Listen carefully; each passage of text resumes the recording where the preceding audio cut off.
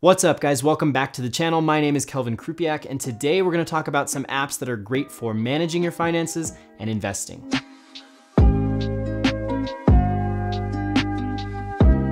All right guys, so like I said, I think one of the most important things you can be doing in life is as early on as possible setting money aside and investing it. Now I got involved with stocks when I was 18, but I wish I had time to get involved even sooner because the more time your investments have to mature, the better return you're gonna see in the long run. I was actually very fortunate as well. So I was working at Starbucks as soon as I graduated high school, and I was there for about 4 years. And the company had a stock investment plan, so you could invest a percentage of every paycheck into company stock. And one of the things I learned very early in life is that you can take on more risk when it comes to investing the younger you are. So I was actually dedicating 30 to 40% of every paycheck to this stock investment plan. Now, by the time I had left Starbucks, I'd actually accumulated a pretty good volume of Starbucks stock, and I would actually sell off a percentage of that so I had some free money to invest in different companies and try and figure out different investing strategies. And when I got to college, I actually went into business school and I took a lot of finance classes because finance as a subject did appeal to me personally. It's not something that I wanted to make my career, but I was definitely interested in how I could build out my own investing strategies. So that's just a little bit about me. I do think it's important to understand some of the track record basically of the person who's offering you quote unquote financial advice. And I'm not gonna be giving you investing strategies or anything specific like that. I'm just gonna talk a little bit about what's worked for me personally and some of the tools that I like to use. So let's start off with the very first application I use most often, and that is Robinhood. Now, initially when I had all the Starbucks stock, I was using Fidelity, and that offers a wide range of different tools that Robinhood doesn't have. But the huge plus to Robinhood is there is no transaction fees. Now, I've read that Robinhood was meant to be an investing tool that could capture the attention of the next generation of potential investors, those being Gen Z and millennials. And I definitely think that it's worked really, really well. I'm very much attracted to the structure of the application itself. Granted, it's not as robust as something like Fidelity. It doesn't offer you the type of trading tools that an application like that has. But the interface of Robinhood is incredibly easy to use and it's very user-friendly. I don't think you need all those sophisticated trading tools if you're not a day-to-day trader anyway.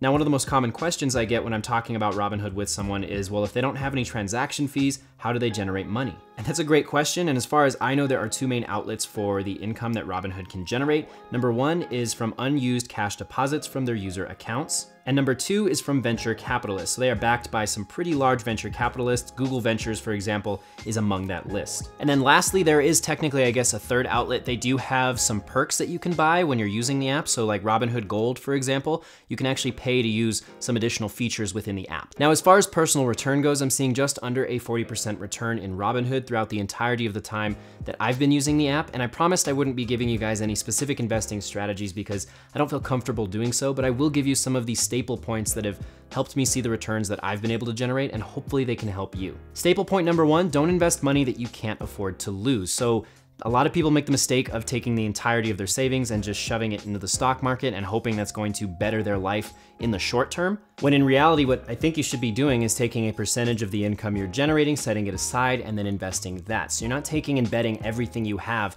on the investments that you're making for a short-term gain. Which leads me to staple point number two, buy and hold for the long term. So I am not a day trader. I don't buy and sell stocks daily or even weekly or even monthly. A lot of the stocks that are in my current portfolio I've had since the beginning of my use of Robinhood. So just from holding the original outline of my portfolio over the last couple years, I've been able to generate a really good return. Occasionally you'll offload underperforming stocks or maybe pick up a new one because you think it's going to perform well moving forward and it complements your existing portfolio. But generally speaking, buying and holding for the long term is how the average investor is going to see probably the best return. And finally, staple point number three is don't get scared. So I'm gonna put the progression of my return within Robinhood up on screen, and you guys can see there are some definite moments where the market took some noticeable dips. And in those moments, it seems like a lot of average investors start selling off their positions because they're worried about the value of their portfolio and their assets. Now again, not giving you specific investing advice, just telling you what I've done personally. Whenever the market takes a downturn like that, I have not sold off any of my positions. I have actually strengthened my holdings because I know it's going to come back, and I feel like I'm gonna get some of my existing holdings at a discounted price because the market has dipped. That's how I look at it personally. As long as I know the company didn't do anything terrible to ruin their image, or there was a flop in terms of a product that came out, if the market just in general is reacting negatively and there is a decline, I'm gonna go ahead and strengthen my holding on the existing positions that I already have. So enough of that. I hope you guys found that section helpful. That again is Robinhood. That is one of my absolute favorite apps to use. Now the stock market is a little more risky than the next app we're gonna talk about, which is Acorns. So Acorns has a really cool concept behind it. Basically, you can connect your debit card with an Acorns account and it will round up every purchase you make with that card and then invest that spare change into a pre-composed portfolio. Acorns is an amazing app that basically helps put your investing strategy on autopilot. So it's going to invest that spare change. It's also going to allow you to set up a recurring deposit, and it's going to reinvest any dividends that you generate from your holdings. I'm also really impressed with the continually expanded features that Acorns offers. So if you want to set up your own IRA, that is something they're going to help you do. There are different pricing structures, $1, $2, or $3 a month to take advantage of all the features that Acorns offers. They've also built out an excellent knowledge base for anybody who's new to investing. And then one of my final favorite perks from Acorns is the fact that they've partnered with specific businesses who are willing to invest in your portfolio if you use their services. So if you scroll on down to Earn Found Money, you can see companies like Uber, Udemy, Groupon, T-Mobile. There's a lot of companies who are willing to invest in your portfolio